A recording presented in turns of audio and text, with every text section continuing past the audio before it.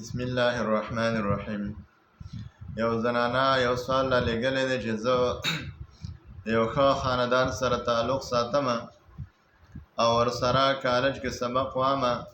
کالج ته د هغه عصري علومو دپاره ځمه چې کله زه پرده کول غواړم چې زه پرده وکم، لیکن د هغه استادان چې کم د یونیورسټۍ دي یا د سکول دي یا د کالج دي هغه ما نه پرېږدي پردې کول. د دلته راځي خامخا به لوپټر سر نه ګزاري.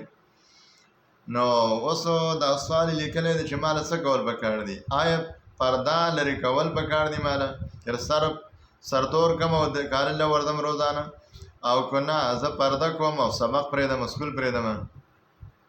دا یو سوال چا لیکلی دی.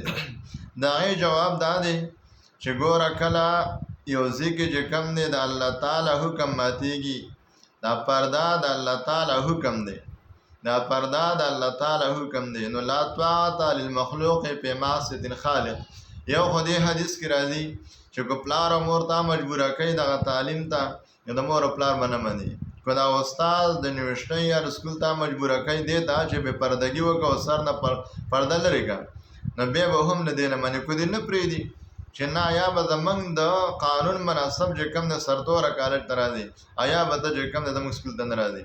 نو دې باره کې علما فرمایي سکول دې پرېږدي، هغه سکول لري چې کوم د پردې سره پکار دی، چې کوم د پردې سره کوم سکول دی کالج دی هلته دي، لیکن هغه سکول ته تلل هغه منع دي په شریعت کې چې پاکې پرده نه وي.